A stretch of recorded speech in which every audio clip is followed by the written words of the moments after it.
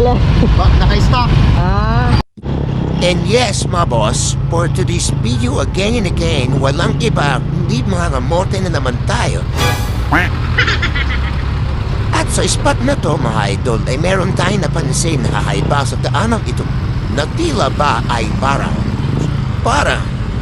parang kinukuha na. At dito pa lamang sa spot na to, mga idol, ay makikita na napakalakas talaga na usok ng motor ni Idol.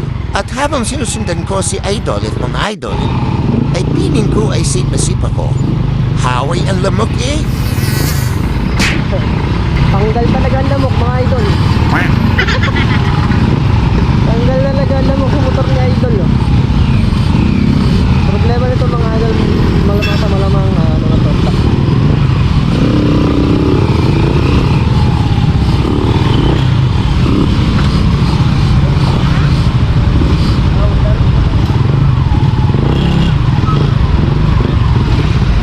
Nakapausok yung boss, ah.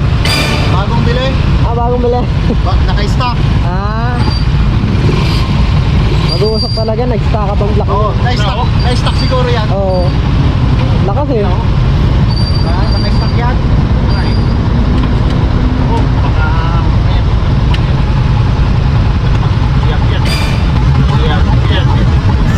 Yak. Natuya ng mami yan, ang langis. Lakas pa naman matak yung boss, no? Oo, hinabol ko lang kasi magandang matak. Oo. Pwede na. Ano lang yan eh. Change oil lang yan, tsaka linis ng makina. Lakas ang usok, no? Grabe nga ang usok. Magkano mo nakuha? 5 ko. Pwede. Pwede na? No. Kompleto na ang babali yan eh. Kompleto pa pwede.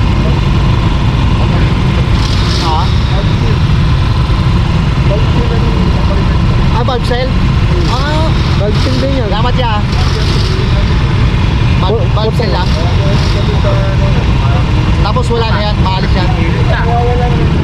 Unit natin.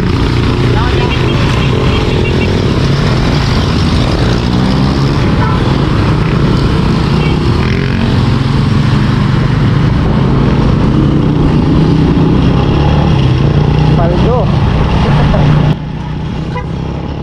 Kayo mga idol, ano sa tingin nyo ang problema ng motor ni Idol? Baka sakali matulong sa kanya at nakita niya ang video na ito para magkaroon siya ng idea. Hanggang dito na lang tayo mga idol, huwag kang kalimutang mag-like and share.